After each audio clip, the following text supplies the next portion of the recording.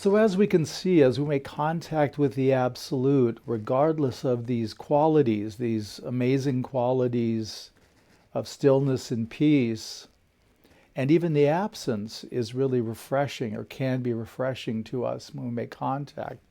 It can produce anxiety.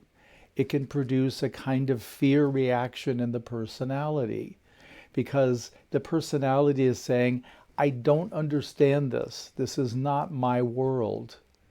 And anytime we're not in my world, I'm afraid because the personality views anything it doesn't understand or can't control as a threat or a risk to the personality. And in many ways, the Absolute is a risk to the personality. It is going to break down our sense of self, our conviction, I am me, I am this body, I'm going through the I am not practice. It's all the things that we say I am not. It's the body appearance, it's the sense of self, its identity, its behaviors, its memories, its life history. All of that is what we take ourselves to be. And so all of that gets threatened in a gentle way as we go deeper into the Absolute.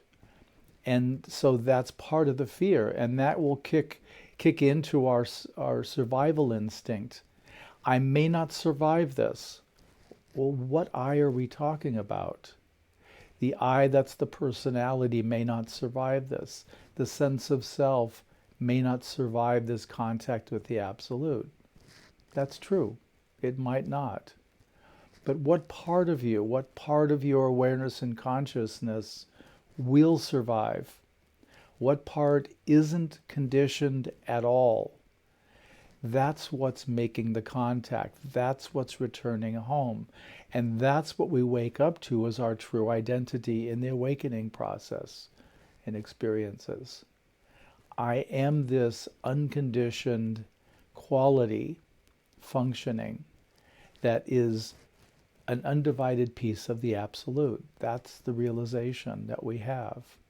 So it's important to name, recognize, and include our resistances and fears and anxieties.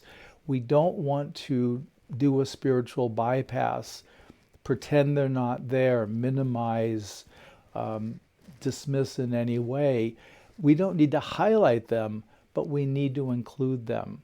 It is what's here. It is what's our practice is touching into. And that means we need to engage it when we're ready. So this is all part of the process. It's important to realize that. And qualities like peace, we can't actually seek peace. We can't go get peace. We have to relax and open into the peace. We can't get stillness. We have to attune and listen for the stillness at first. And we begin to recognize it. Stillness is here right now. Can you hear it while I'm speaking? That's the question. And that's what we learn to develop as we go deeper in our unfolding.